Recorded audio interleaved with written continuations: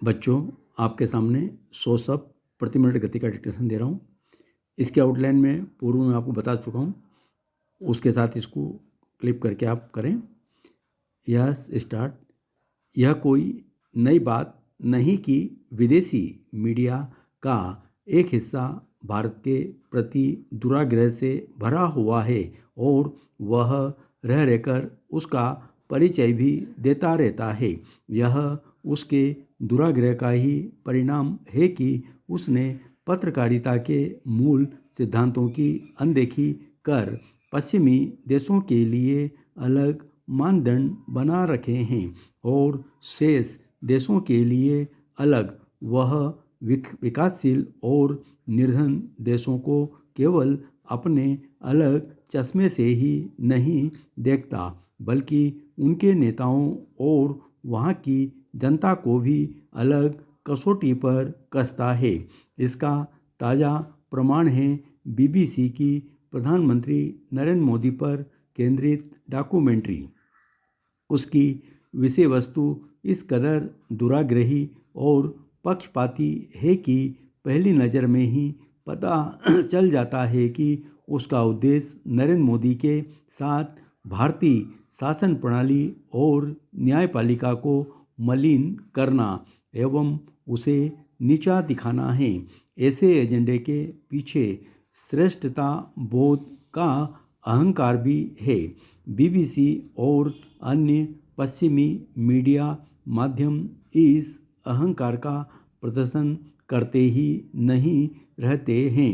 हाल के समय उन्होंने कोरोना संकट और फिर यूक्रेन युद्ध अपने इसी अहंकार का प्रदर्शन इतनी बेशर्मी से किया कि वे स्वयं के समय को ही बेनकाब हो गए।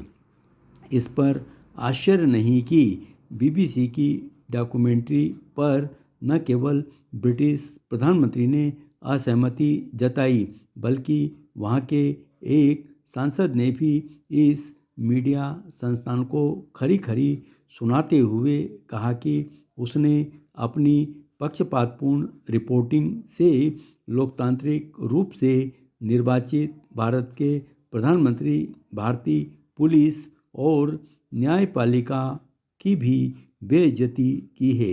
यह अच्छा हुआ कि भारतीय विदेश मंत्रालय के प्रवक्ता ने इस डॉक्यूमेंट्री को दुष्प्रचार का हिस्सा और औपनिवेशिक मानसिकता का पर्याय करार दिया।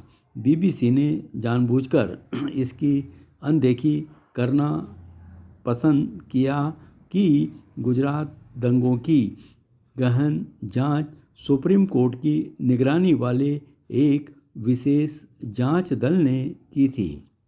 चूँकि बीबीसी को अपने एजेंडे के हिसाब से एक पक्षपाती विमर्श प्रस्तुत करना था, इसलिए उसने दुष्प्रचार का भी सहारा लेने में संकोच नहीं किया। जिस मानसिकता से बीबीसी ग्रस्त है, उससे ही पश्चिम के अन्य मीडिया माध्यम, चूँकि वे अपना दुराग्रह नहीं छोड़ पा रहे हैं, इसलिए उन्हें भारत और इस जैसे देश में खोट ही खोट दिखता है। वे भारत में कोरोना के कारण लगाए गए लॉकडाउन के तो दुष्परिणाम गिनते हैं, लेकिन यूरोपीय देशों में उसके कारण लाखों लोगों की जिंदगियां बसते हुए देखते हैं। इसी तरह वे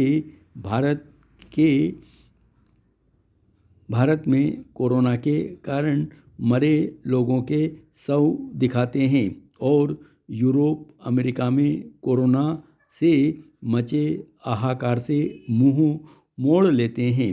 समस्या केवल यह नहीं कि पश्चिमी मीडिया का एक हिस्सा ही दुराग्रही है, समस्या यह भी है कि उसके कथित